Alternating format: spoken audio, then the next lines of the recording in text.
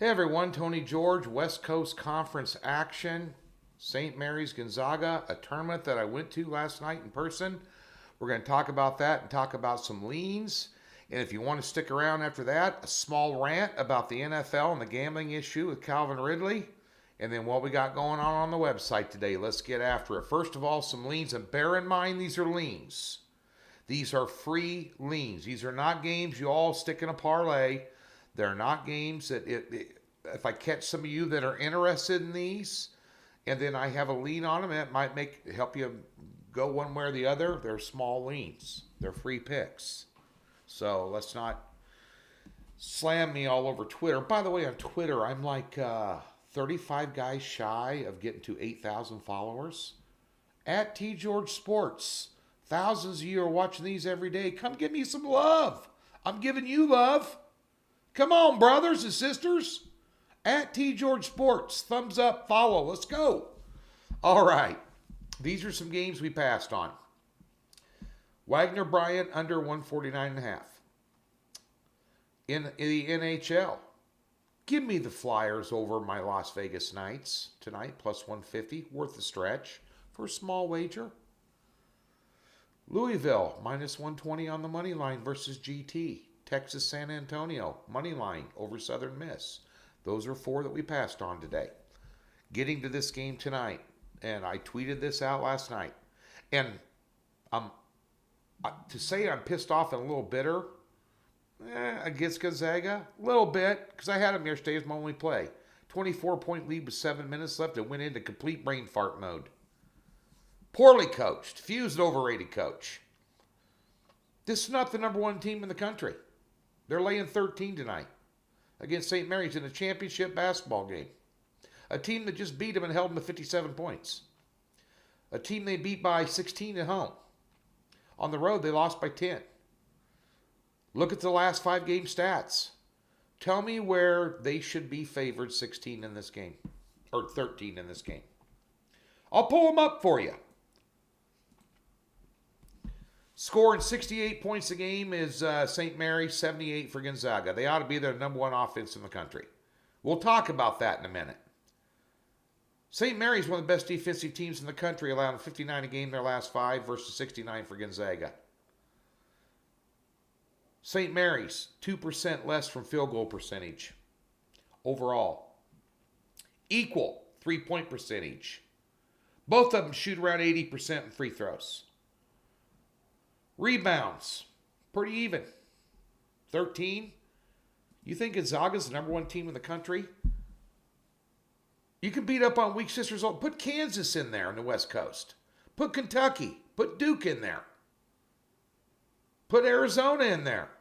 Put Villanova in there. Go down the list. Put Illinois, Chicago. Loyola, Chicago in there, pardon me, from the Mo Valley. They're all going to have 20 wins a year or more. 3 or 4 losses. You know, is Gonzaga a Sweet 16 team? Probably.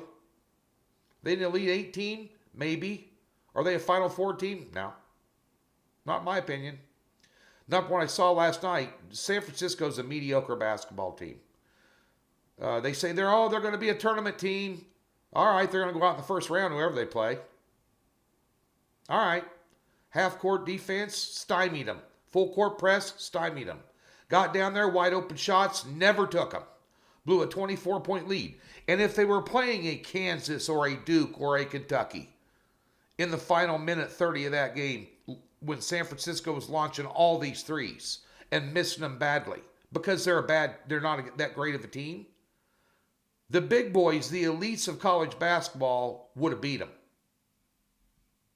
I'm just saying. Yeah. Give me St. Mary's plus a 13 tonight. It's a championship game. They're a good basketball team. And there's no pressure on them. They're already in the tournament. They're going to usually, and I've seen Gonzaga lose this championship game in Vegas in person before. When no other team in the West Coast Conference had a chance to go to the tournament unless they beat Gonzaga, and the chances that happened on a scale of 1 to 10 were like a 0.5. St. Mary's doesn't need to win to get into the tournament. They're going to be in. FYI, there's no pressure on them. The pressure's on Gonzaga. They looked like dog crap last night. The game before that, they got waxed by 10 points. Didn't even break 60 points. Yeah, FYI. Getting to the NFL real quick, just the hypocrisy of the NFL never ceases to amaze me. We're still on the quote-unquote integrity of the game when it comes to gambling. Integrity of the game?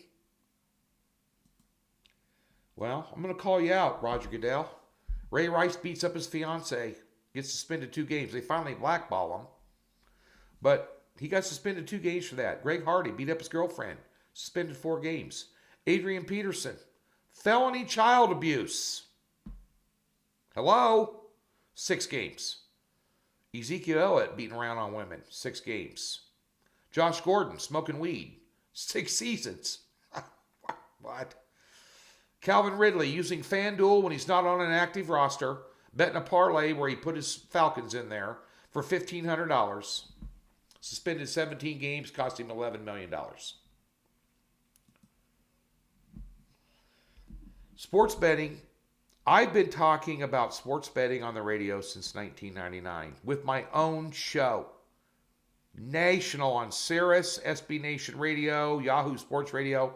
Sirius picked up my show and simulcast it on Sports Channel Rush 93 for 8 years. But their compliance departments, means their lawyers, not only from Sirius, Yahoo, and SB Nation, sent me letters of things and terms I couldn't use, like bet, wager, lock, spread, had to say Las Vegas line. They're all worried about the integrity of the game. What about players getting drunk and running over people and killing them? There's all kinds of issues with it. You got players, crapping on the flag in the name of social justice. One doesn't have anything to do with the other.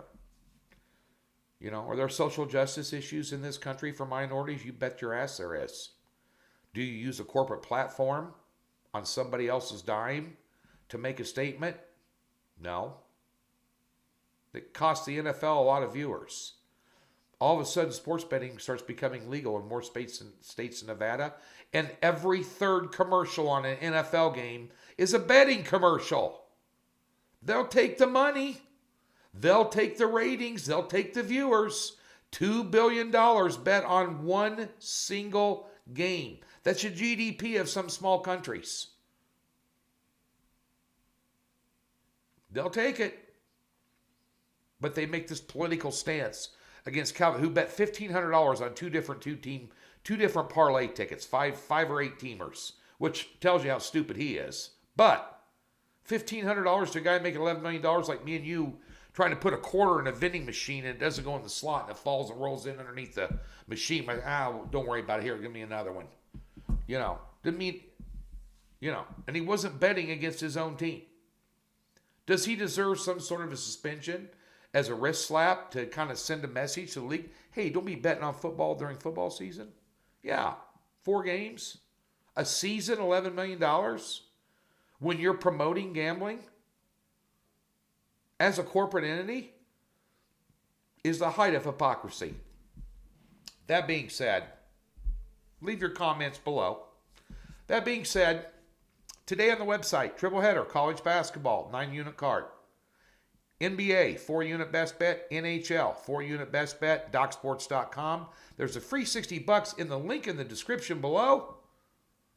And by the way,